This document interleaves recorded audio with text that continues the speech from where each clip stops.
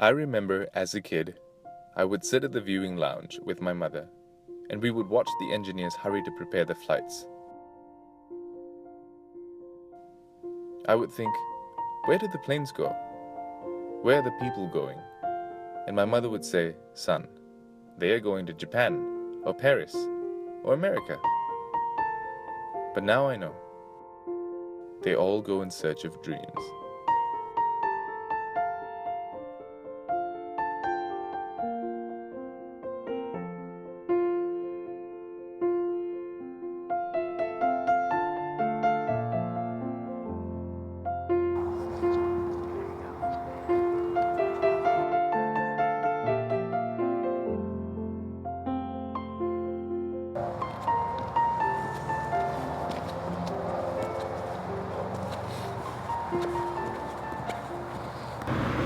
So it's really cold here at South Eugene High, and we're a bit early, waiting for Rui Yong to finish his 24-kilometer run. 3 more. I got down yesterday here at Eugene, the second largest city in Oregon, and it's absolutely beautiful. If I were in a car and I was looking out the window as I was going across Eugene, I would see, you know, just people running, man. I mean, people run everywhere.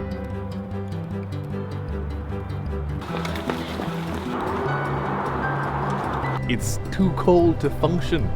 And there's like an 80-year-old grandma, and she's in shorts, and she's running past me, and she's like, good morning, and like, morning. 2 more laps. You know, and that's the thing about Eugene, it's such a fit town. Everyone here has that in the culture.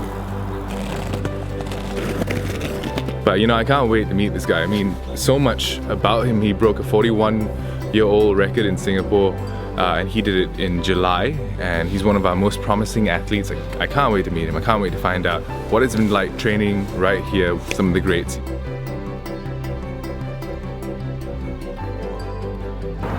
Last lap.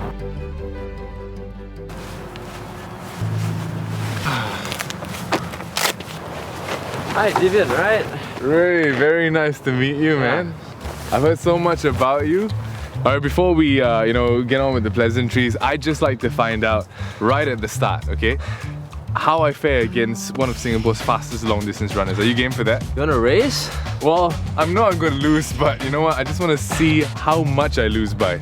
Alright, let's do it. So don't give me any chance, no quarter. Let's go 1 lap around the track. I'm sorry, I can't go anything further than that. Just Hey. at about 24 kilometers or something for my long run. I'm pretty sure that you're still going to kick my ass. We'll try, we'll see what... Let's see what happens. Are there any rules to what we're going to do? Just no pushing, no shoving, no stepping on each other's shoes and... So I can't like push you and beat you? No, not really. I'm kidding. Yeah, ready to go? Alright, ready. Alright, let's go. Right, let's go. Alright. So you see Rui Yong run, and it all seems like, yeah, they're runners, you know, they're good and fast. How come this fat bastard can't keep up with them, right? But the truth is, he's running at my sprinting pace. I tried to run and to match his speed. Nobody really understood exactly how fast I had to go. So people need to understand that when marathon runners run, they run. You can do it!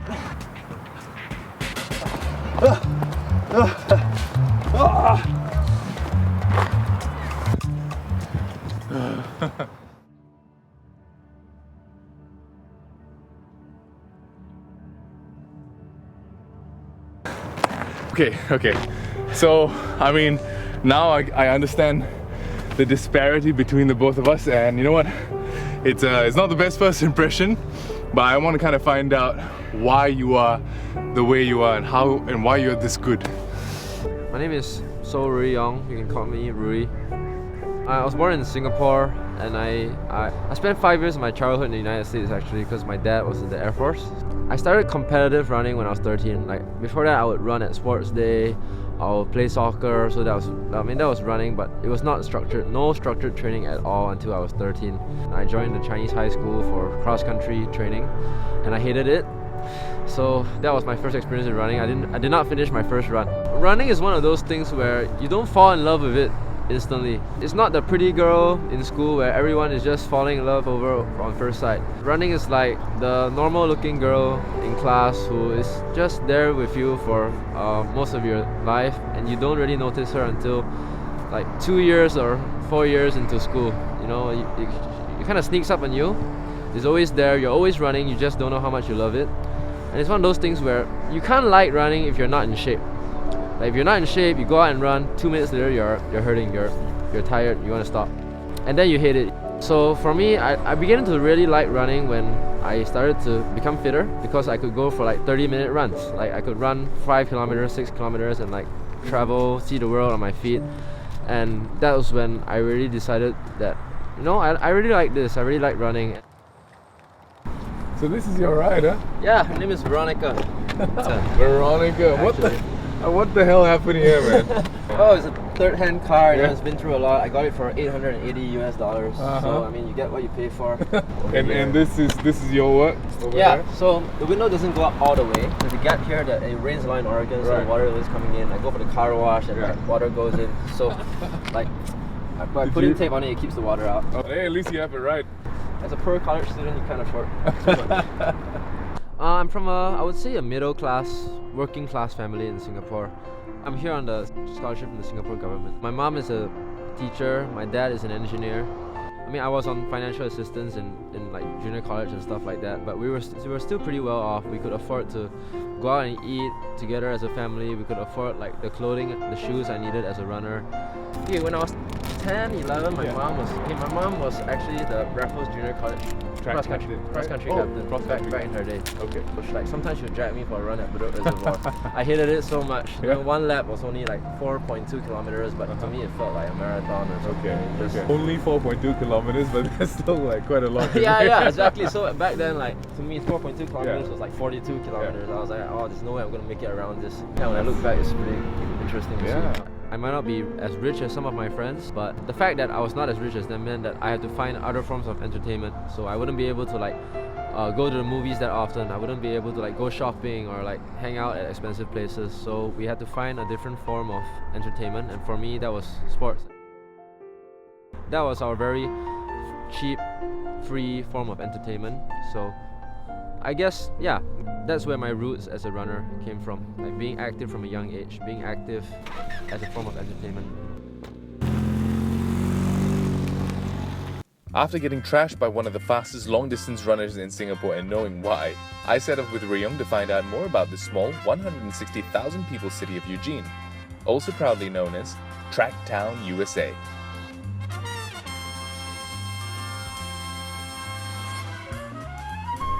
Liberal, I think, is a huge part of this culture. People are very accepting of a lot of different ways of life and ideas. This is Marilyn Monroe. You know Marilyn Monroe? This is my friend. Happy birthday, Mr. President. They're meeting up. Happy birthday. Nice to meet you, Marilyn. That and warm. Okay, so what are you guys doing out here in Eugene? Well, actually, we're shooting a bit of a sports documentary. Nice to see you guys. The Northwest hospitality is Yeah. definitely part of it. There's almost anyone you meet here is friendly. And the culture is really unique. You meet some crazy cool people, some crazy people. As far as I know, he comes by every day and eats a whole bunch of dog treats. Yeah? Yeah. I call dog biscuits. His name is Pepe. Pepe. How crazy is that? This bird has been around for 5 years at a gas station, and they just feed it, and it just hangs out there. That's insane. Despite how chilly the weather is now, it really is a very warm place to be because of its people. Everyone just accepts even the weather, you know? And you can see it's changed again, it stopped raining. Oh look, it's starting to rain. That's Eugene for you, okay? 5 minutes, the weather changes. So this is Eugene, huh?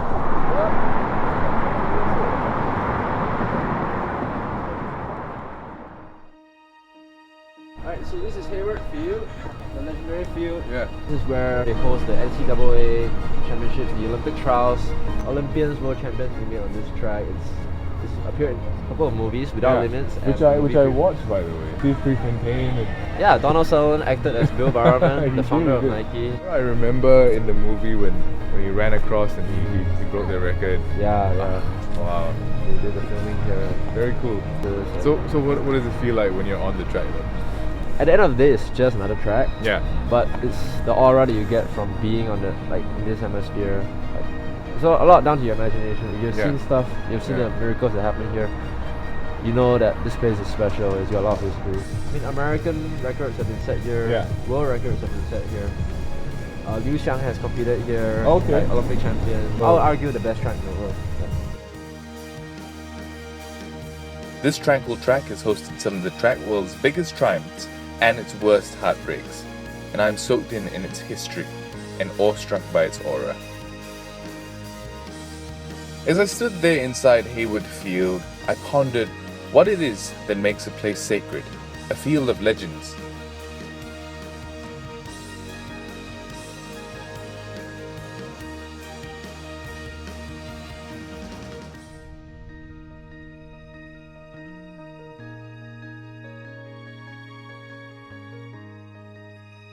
But before I end the day, I was told that there is one last place I needed to visit to truly understand this city and its people. The weather in Eugene is aptly summarized by this mural. Even with the sun and the butterflies playing about, rain is never too far away. I set off once again to find out why Eugene is called Tracktown, USA, and the legends behind its name.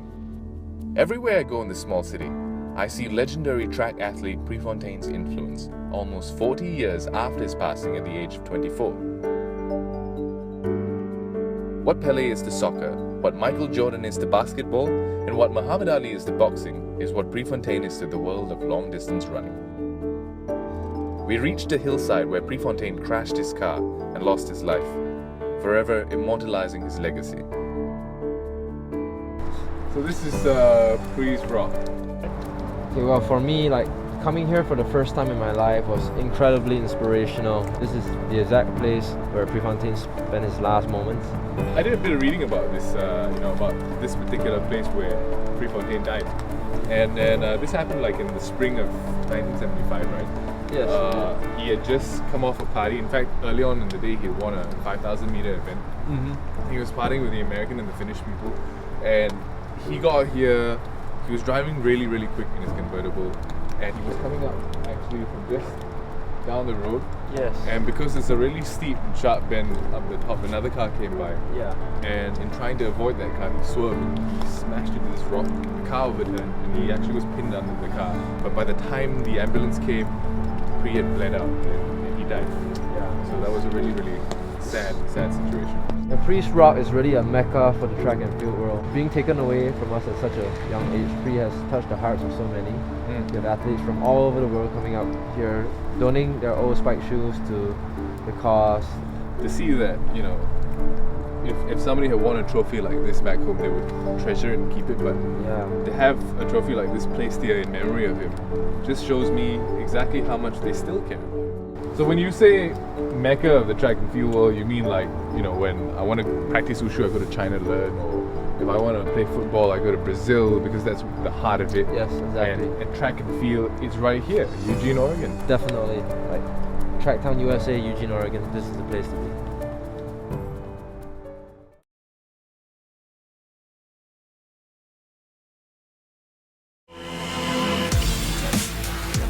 My name is Divian Nair, and I'm here in Oregon to find out what makes a long-distance athlete a champion.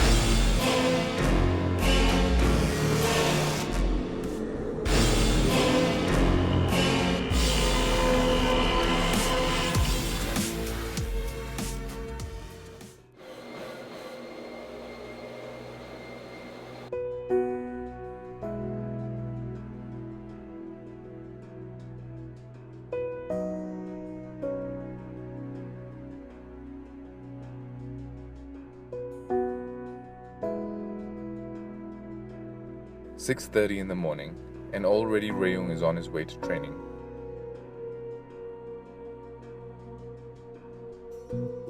Today, I want to know if I have what it takes to be a marathon runner.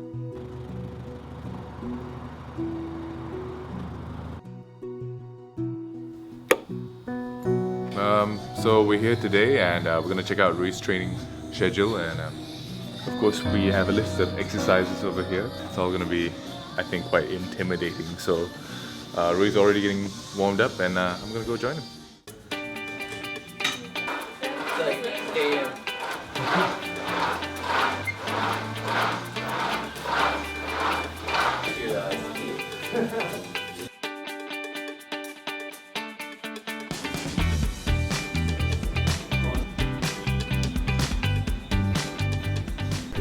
You sweating yet, Divian? Yeah, I can feel it. So all these exercises look really easy, but when you get down to it and you go and you do it in a series of progressions, it really gets there. And I can see why it's so effective. And also I can see the difference. I can barely keep up. 1, 2.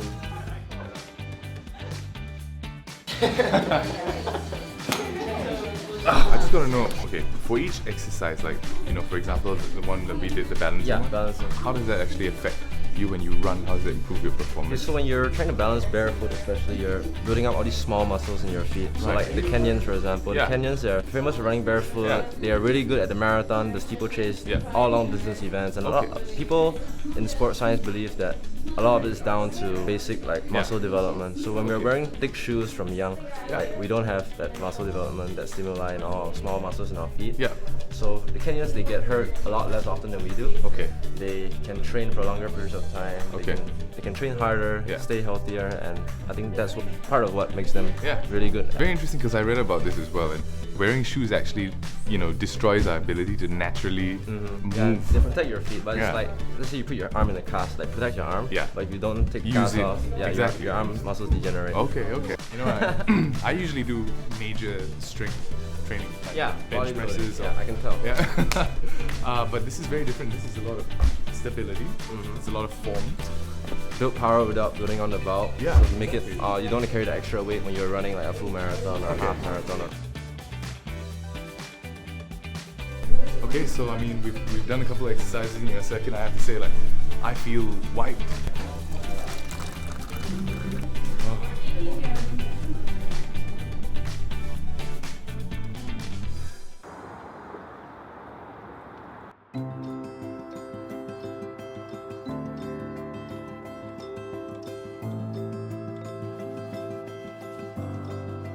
Alright, Divian, I'm going to bring you to one of the most revered stores in the area. Alright. With a lot of long distance running gear. So Cool. we're going to see like where runners like me get our shoes, our attire from. Okay.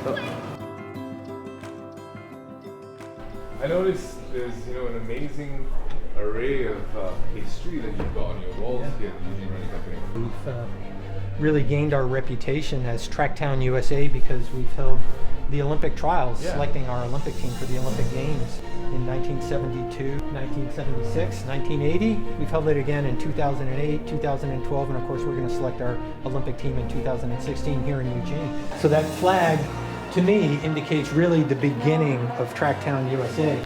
During the 1972 Olympic trials, we really got known worldwide because 5 young men who all trained together in Eugene, much like Rui does, 5, unheard of really, qualified for the Olympic Games in long distance running. One of them was Steve Prefontaine.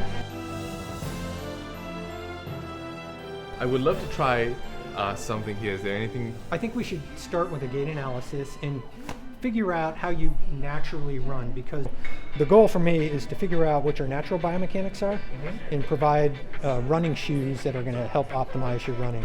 So we'll head over to the treadmill. Let's do it. Get my shoes off. Get my cute socks.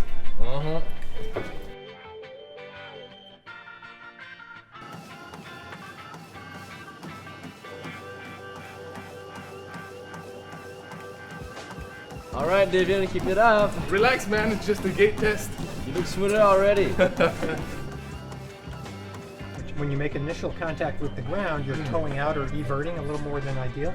And right here, during the weight bearing phase, I see a little bit of pronation inward. You're flexing your arch and rolling in a little bit more than would be optimal. A little bit of flex is good. It helps your body absorb the impact force of running. But too much, and there's a lot of twisting. Yeah. But I would say, overall, Yeah. I give you a B. It's good. Thank you very much. I'll take it. I'll take it. Seems like it's all in the sole. Yeah, Right. the sole of the shoe is, I mean, obviously incredibly important because that's the part that you're landing on. This part is cushioning your impact. Like, because I run 150 kilometers, Yeah, yeah. 160 kilometers a week. You get the wrong pair of shoes, you're gonna be impact goes straight to your knee, straight to your legs every time. It really hurts. But are these the only type of shoes you use when you run? Or? When I go on like mountain run, Yeah. I like to use something like the Nike Terra Kiger. So Wow. if you look at the sole, it has a lot of like grooves Right. and stuff to add to the grip so that I don't slip and fall. The upper is more for Yeah. design, yeah. for It's all here. ventilation, which Right. is important. And like if you have a light upper, it makes the shoe lighter and fit better. Mm-hmm. But at the end of the day, like the sole, yeah, is incredibly important on the shoe. So when you see a hot, track and field chick, do you look for a girl with a good soul?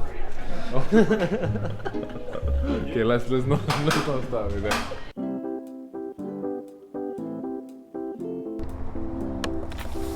All right, on the way to do my VO2 max test. It's one of the tests athletes are most afraid to do because it takes you to the max, right? All the way to the end because they want to determine how much oxygen you can take, and there's a good chance I'll vomit or fall off the track, but let's see what happens.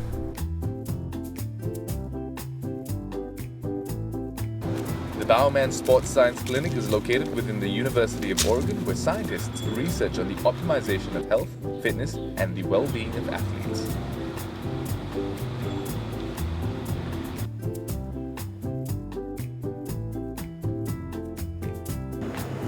Hi! Hi, Brett. Hi, Divian. How are you? Hi, sorry, let me just get this. Not very good at tying my laces, but hi, nice to meet Hi, you. nice to meet you too. Welcome. The chamber has the capability of simulating really hot, dry desert type conditions, very cold Arctic conditions. We can also make it hypoxic to simulate a high altitude environment. So one of the things we can do, and what we'll be doing today, is we can make metabolic measurements to actually look at someone's oxygen consumption during exercise. What you can do for an athlete preparing for a competition is actually set the chamber to simulate the environment you might expect on that day. So if it's going to be very hot, you can make it very hot and see how the responses might change. And this all helps Ray in his training because you understand the environments that he's going to be in and he prepares better. Is that true? Exactly, especially looking at how he exercises, so how his body responds to running marathon pace specifically in that environment can give you really good information on what he'll need for fueling, on how much sweat he might lose, how much he might need to replace in fluid.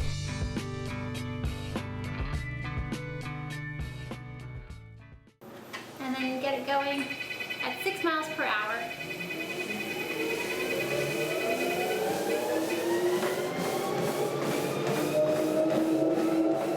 It's very difficult because I think at least a good 30 kilos heavier than him. And trying to sprint at his speed, trying to match up to that, for how long he goes for 2.5 hours, I couldn't even do it for a minute, right? And it's insane how far you have to pull your stride. 3, 2, 1, increasing to 4% grade. And how much you have to contain your breath just to keep up with that pace consistently for 1 minute is nuts.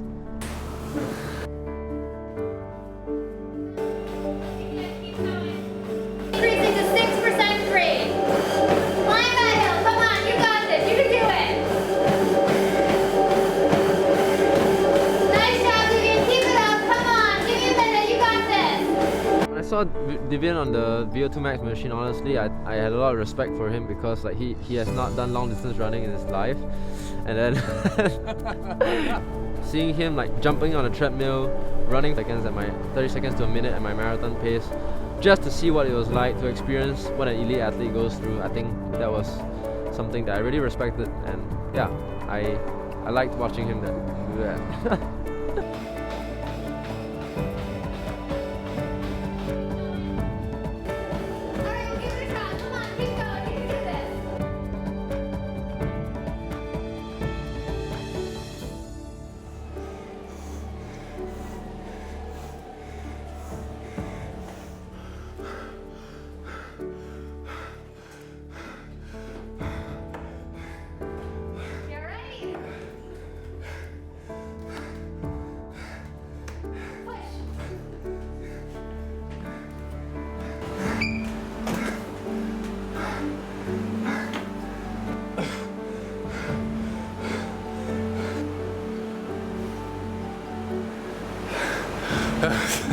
job.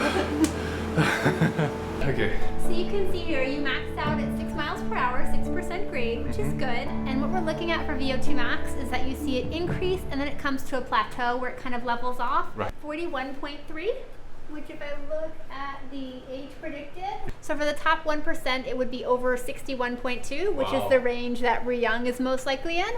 If you look at where you were, you're sort of in this 40 to 50% range, which puts you right in the middle for males your age. Fantastic. I'll take that. I'm so happy that my leaves in the middle. Congratulations. Thank Welcome you. to the middle. Well, thank you very much for all of that, Ray. Thank you. Thank you so much. Pleasure working with you. It was a pleasure as well. Marathon runners, you have to understand that they are very, very different and very, very far beyond anything I think the regular person who's not conditioned to do a sport like that can do. So, yeah, I've just been blown away by the whole experience.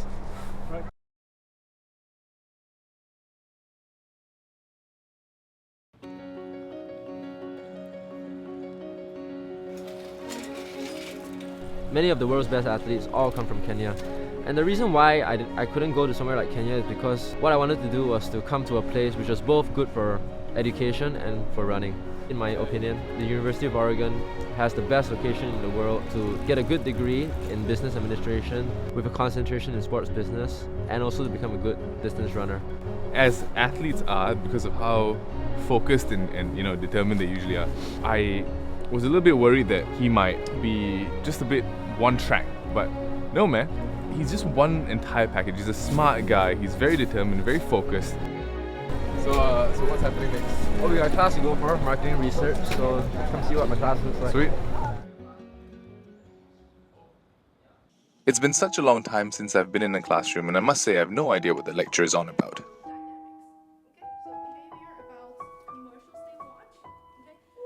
What are the pros and cons about focus group research method? Yes. It's somewhere between a survey and a face-to-face one-on-one interview.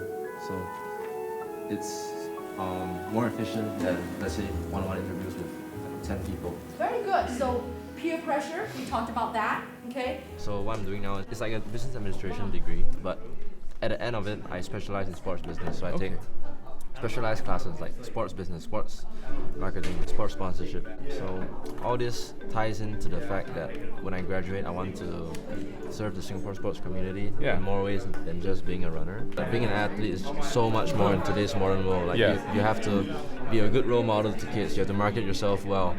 And now there's social media, so you have to be careful what you say on social media. You have to post responsibly. When we look at sports, we focus so much on the physical aspect that we forget the entire, full circle of it is an industry. Yeah, it is an industry. It's an entire industry. Exactly. And so if you weren't doing, the long distance running, what part of the industry would you go into?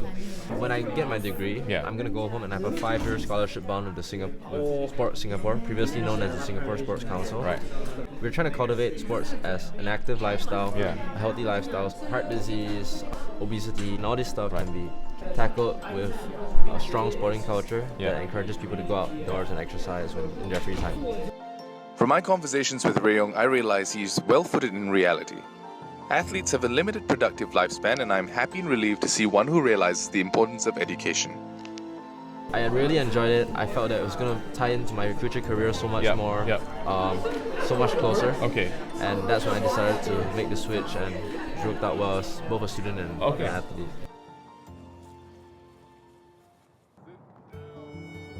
Alright, Divian. Yeah? The top of Skinner's Butte. Good job. As promised, it is beautiful, I must say. Oh. How is this different studying, in the University of Oregon compared to, like, say, NUS, where you studied for a bit? Yeah, I studied in NUS for a year, and the pace of life is just so much different. Also the focus. The students who go to school here are slightly more holistic in terms of their approach to education. So it's not just about books. Like in Singapore, we're brought up with the teaching that you have to do well in your studies, and therefore a lot of people focus a lot of energy on their grades, and people will study 11 hours a day just so they won't be outdone. I know what you mean. I'll study 25 hours a day. It comes to a point where you're overdoing it. The extra 3 hours spent on studying, you should really pursue a sport, because the gains you get from it is just so much more, and you just develop so much more holistically as a person. But I think going through all that prepared me well for the workload here. So I think that's definitely something valuable that I've taken away from the Singapore culture, and it's helped me do well in school over here while doing well in running as well. I find that life is full of moments, and being able to keep the best lessons and applying it forward is one of Rui Yong's reasons for success. I've had some people who have been more talented than me. Yeah. But like over the years, I just more consistent in training, and that's how I've caught up to them. Right. And I think consistency is what is gonna get me to my ultimate dream of like running the Olympic Games one day for Singapore. And what about gait and how you move while you run? Oh, a lot of arms forward movement. Okay, forward movement. No swinging to the side. Oh, okay. No So just keep it in front. Yeah.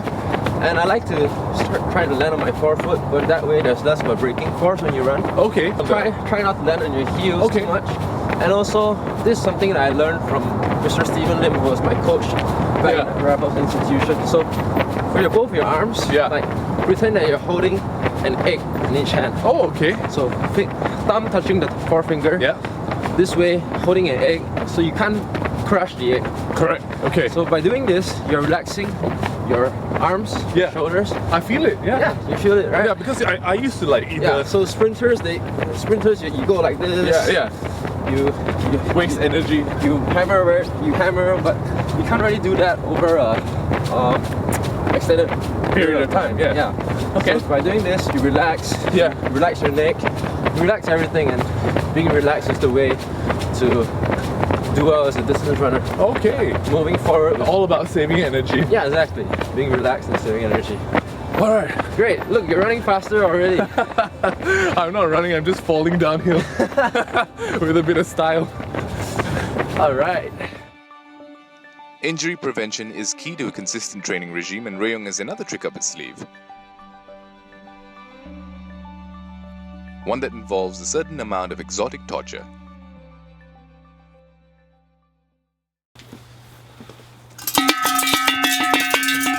Jorge!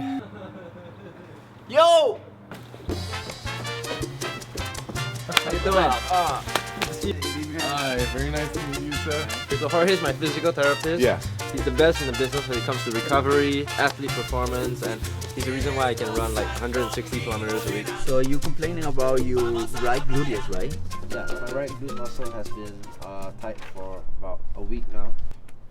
Probably from the hill workout on Wednesday. And left hamstring. Okay. A little bit tight. For someone like Rui and the intensity of how often he trains, is this therapy, the physical therapy, a necessary part of his training? It's very much like a racing car. Okay. If you don't change the tires, if you don't check the machine, Yeah. Everything goes together. You need to maintenance like at least once a week or 3 times a week, depending on the activity that you're doing. It really depends on what kind of physical shape you're in. There's a lot of scar tissue that goes on. Yeah. If you don't clear out your scar tissues, it just accumulates over time. And eventually, like, you might get a muscle strain or you might get hurt. Like, so it's the long-term build-up that might cause problems. So it lowers the risk of me getting hurt down the road. Like, there's no one factor that makes a runner succeed or fail. But since I met Jorge, I've been able to train more and recover faster. It's a combination of me getting fitter and having Jorge help me. So I feel like Jorge has been a big part of that.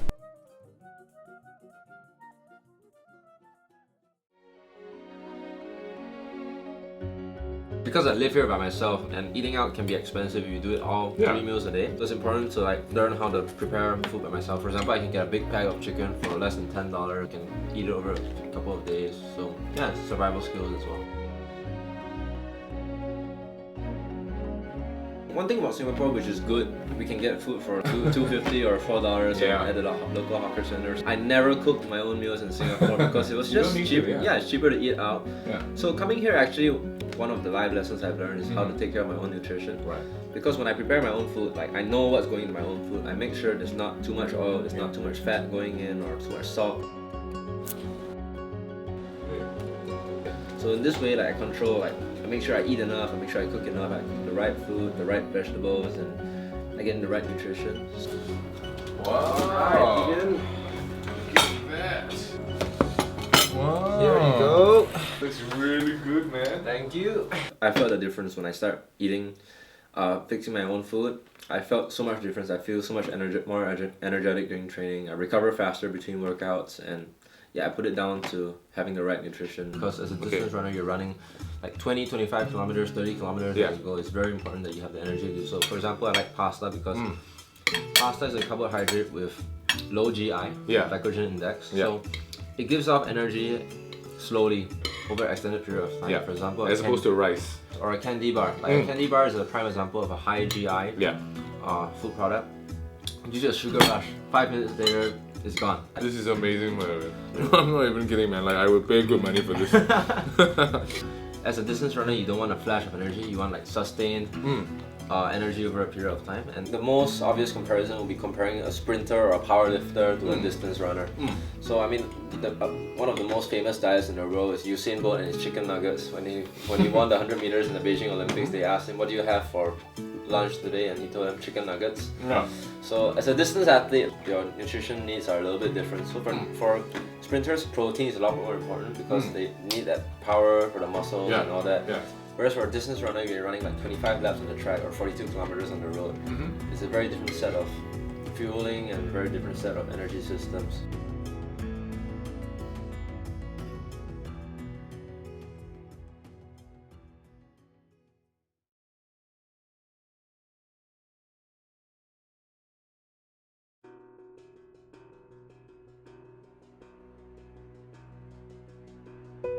I get up at 6:15 a.m. every morning and I tell myself two things. Like, number one, today I'm gonna train to be the best athlete in the world. And number two, I'm gonna run below 2 hours and 18 minutes and qualify for the Olympic Games one day. No ifs and no buts.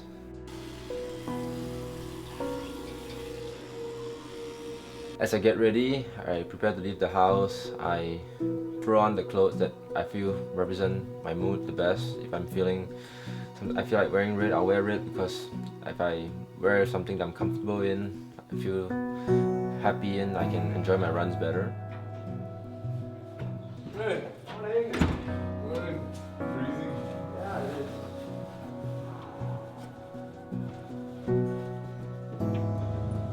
My philosophy in life is that if you do something, you do it all the way. You make the most of the opportunity because you only get one shot at being the best athlete you can be, and once your time has gone, like, there's no going back. I don't want to look back one day and regret that I didn't make the most of my youth and become the best athlete that I could be. Rui Yong is now training under former Olympian Ian Dobson, and I'm eager to see how his new coach will prepare Rui Yong for his journey ahead. Ian, you've competed with top-class athletes. Now you're training top-class athletes. What do you think, in your experience, makes a champion? Yeah, it's a pretty difficult question to answer because people come at it from so many different angles. Right. Like, you have people who live this sort of careful monastic life, sleeping 10 hours a night and they eat perfectly and they do this and that. And that can be a recipe for success. For some people, they need to be kind of crazy. It's that kind of almost reckless personality of like, I can go for it, but it requires the people around you, whether it be a coach or teammates, whatever, understanding who you are and being okay with that and kind of fostering the positive. You're gonna just stay in lane one. Okay, it's gonna be better. If you need to pass, just pass. Over here, when I speak to Ian, like, first of all, I call him on a first name basis, Ian. We're almost like friends first and coach and athlete second. Being close to Ian allows me to share more things with him, allows him to understand me better. Meeting Ian has been one of the best things to happen to me for my track career. In order to be really good at running, or probably most things, like, you have to actually really care about it. See, I mean, races are hard, and it's really easy when a race gets hard to find reasons that it's not that important and all that. So to actually really believe that this is important, this really matters to you, for whatever reason, it's because you believe in the hard work you've done, or you hate your competitors, or whatever it is. It doesn't necessarily matter what the motivation is, as long as you believe that this is really important. Keep going, man. From your perspective, how do you think Ray has improved so far? I mean, he's improved quite a bit. I think he came here to Oregon really underdeveloped as far as just not running a lot of volume. Yeah. And to me, it was like, hey, I mean, you gotta run. Like, that's, if you find one common denominator, among people who run well in the world is they run a lap. Yeah. It's worked out really well. I've got to experience a different way of coaching. Like back in Singapore, I was running maybe 60 kilometers a week, 65 kilometers a week. And over here, I've just experienced something completely different. A lot more volume. I've built it up to about 160 kilometers a week. Last year at this time, I would not have imagined I was able to do that. So Probably Rui's best quality is just how much he cares about running. I think he tends to be pretty careful with things, and so, you know, if I'm going to go out with my friends tonight, or if I'm going to go stay up late studying, or whatever, like, how does this affect running? Right. And that's a pretty important filter for things to go through, probably in any career, but especially as an athlete. It's not that he is going to make every decision Based on running. but he at least is conscious of, like, he knows what's going on. Rui Yong clocks more than 160 kilometers each week, training with Ian Dobson and the local running club Team Run Eugene. So guys. He trains through day and night, rain or shine.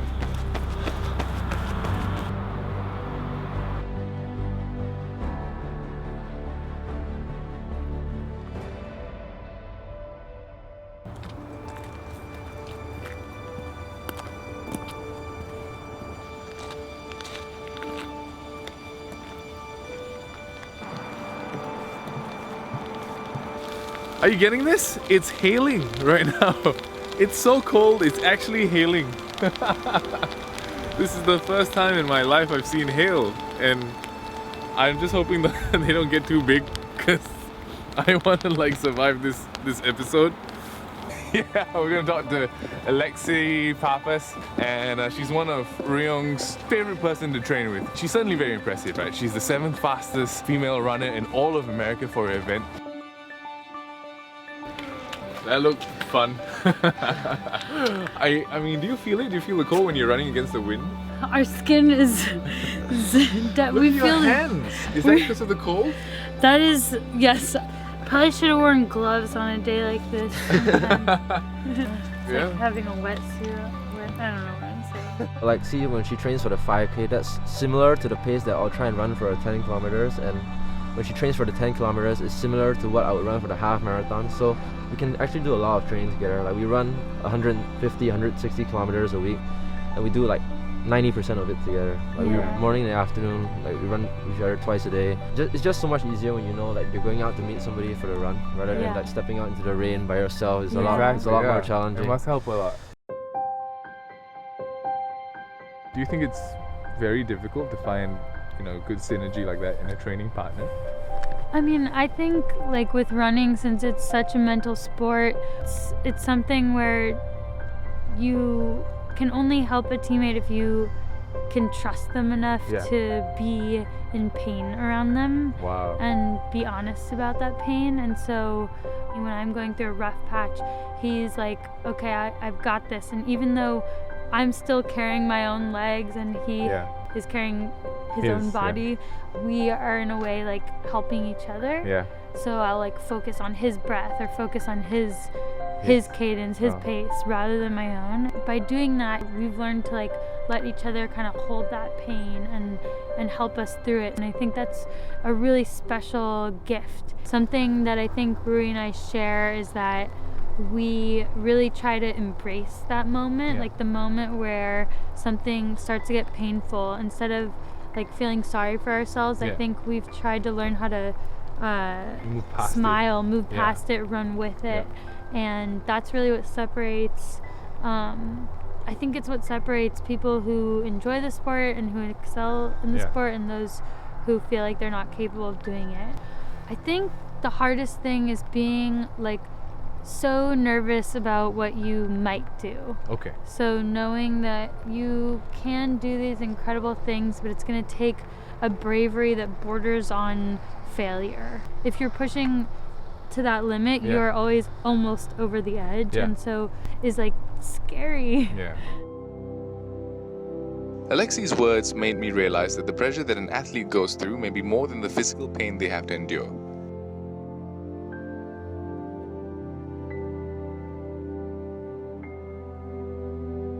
Just like skaters, they have to keep falling and trying again and again.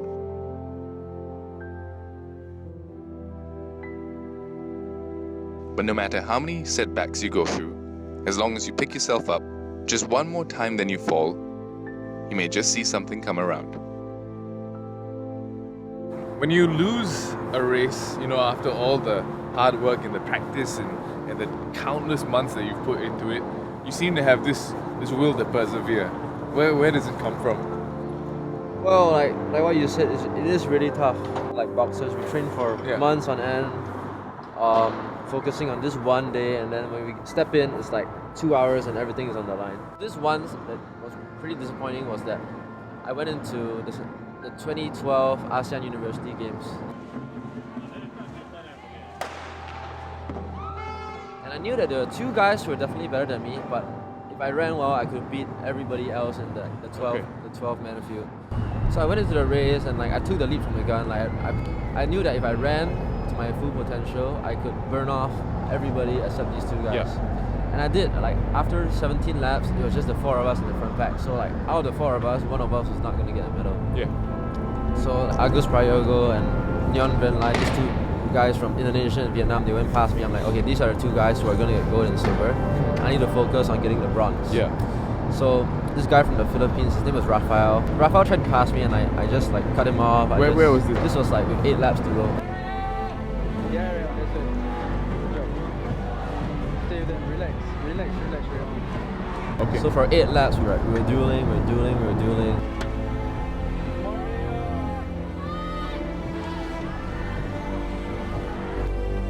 Back and forth. Finally, in the last lap, he went past me. Come on, Rayo! David, Rayo! Come on, Rayo! I stuck to him like glue. I was like, I'm not gonna let you guys get after I've done all the work. So I stuck behind him with 100 meters to go. I went past him. I was like, all right, I got you now. I'm gonna pass you, and this is it. This is the end of the race. So with 50 meters to go, he starts to hit again.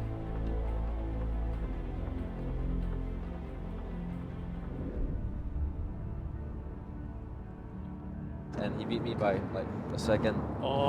So that must have been painful. That was one of the more painful losses because I knew that the bronze medal was right there. I could see it, and it got taken away from me in the last 10 seconds of the race. So it's definitely tough, and the will to persevere for me, it comes from the fact that I'm always trying to better myself. It doesn't matter if I lose to someone else. It doesn't matter if I win the race. If I don't perform according to how I think I should be performing, I'm gonna be disappointed. If I finish 20th or 50th, but I know that I've done my best, I'll be happy with it. I can work on it and I will improve for the next one. All journeys must come to an end, and although mine with Rayong has reached the finish line, his is just beginning. In 1 week's time, Rayong will compete in the 2014 California Run. A good result there will ensure a berth for him in the upcoming SEA Games. We come back to the place where journeys start, and where goodbyes come with a little magic. It's been an amazing couple of days. I really got to see what it was like to be in your world. And through your eyes, I think I can understand why you have this amazing passion for track and field, and why you do so well in it as well. And you really explained what your world has been like. Thank you. I hope you liked it. No, we really did. I especially. I think on behalf of everyone in Singapore, we really want to wish you all the best for your upcoming marathon. Thank you very much, sir. And I think you're going to do very well for that. With the hand that touched the Hayward magic, I'm sure I'll be fine. Man, do us proud, brother. Thank you. All the best, brother. Thank you. All the best. Backdown USA.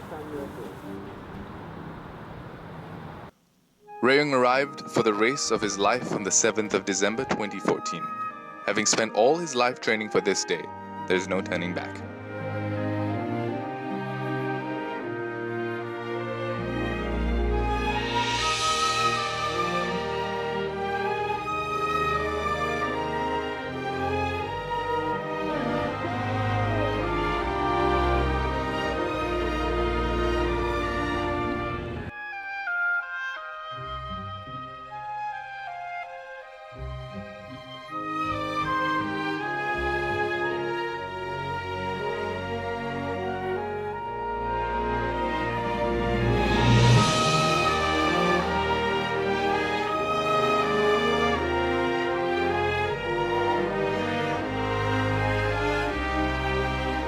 like boxers. We train for months on end, focusing on this one day, and then when we step in, it's like 2 hours and everything is on the line.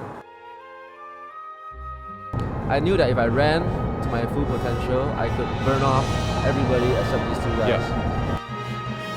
Rafael tried to pass me and I just like cut him off.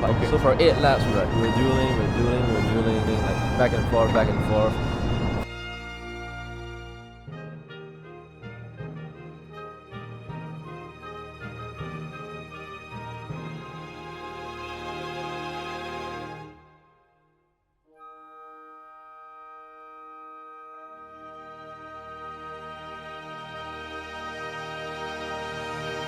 Great job, hang in there, Red. 73.46, Luca Thor, followed by Rui Yong Soh from Eugene. Rui Yong finished the race in 2 hours and 26 minutes, the second ever fastest record in the history of Singapore. Ray, I will see you at the SEA Games.